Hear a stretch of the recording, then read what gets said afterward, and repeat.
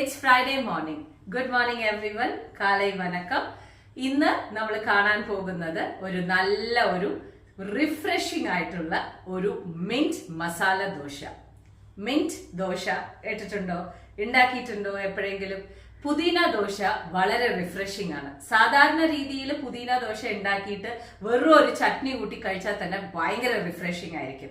നമുക്കതില് മസാല ദോശയും കൂടി ആയാലോ?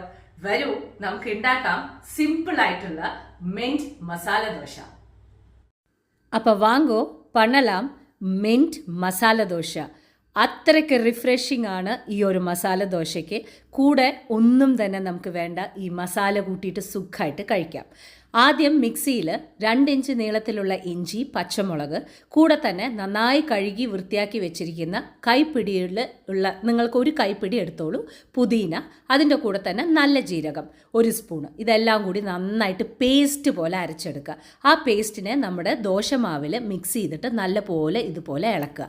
ഇനി ദോശക്കല്ല് നന്നായിട്ട് റെഡിയാക്കി സെറ്റാക്കി വെള്ളമൊക്കെ തെളിച്ച് നന്നായിട്ട് വൃത്തിയാക്കിയതിന് ശേഷം ഒരു കയ്യിൽ മാവ് എടുത്തിട്ട് അതിലേക്ക് ഒഴിച്ച് നല്ലപോലെ ഒന്ന് പരത്തുക. അതായത് ഭയങ്കര കട്ടിക്ക് പരത്തണ്ട, എന്നാൽ ഒരു നോർമൽ ആയിട്ടുള്ള രീതിയിൽ പരത്തിക്കോളൂ. എന്നതിന് ശേഷം നല്ലെണ്ണ ഒഴിച്ചു കൊടുക്കുക. എന്നിട്ട് നമ്മുടെ ഇഡ്ലിപ്പൊടിയില്ലേ, അതിനെ നല്ലപോലെ എണ്ണയിൽ മിക്സ് ചെയ്തിട്ട് അതൊരു ഫസ്റ്റ് ലെയർ പോലെ അതൊന്ന് നന്നായിട്ടൊന്ന് തേച്ച് കൊടുക്കും.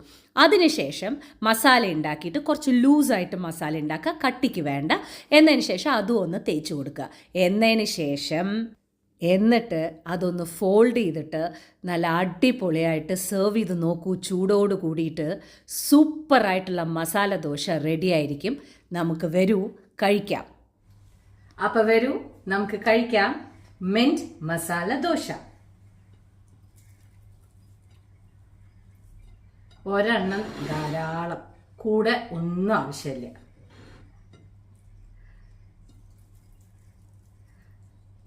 So refreshing.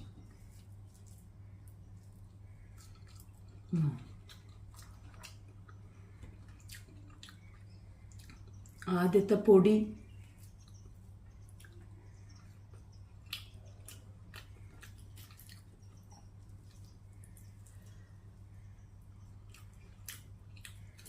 സൂപ്പർ. ഈ മസാല 3 വെള്ളം പോലെ ആക്കിയ ഇതന്നെ നിങ്ങൾക്ക് ഒപ്പിക്കാം.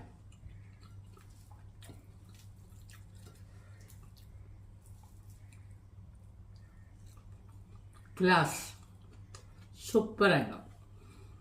അപ്പോൾ സിമ്പിളായിട്ട് എങ്ങനെ ചെയ്യാമെന്ന് മനസ്സിലായല്ലോ. ഉണ്ടാക്കി നോക്കണം, ഒരുപാട് ഇഷ്ടമാവും.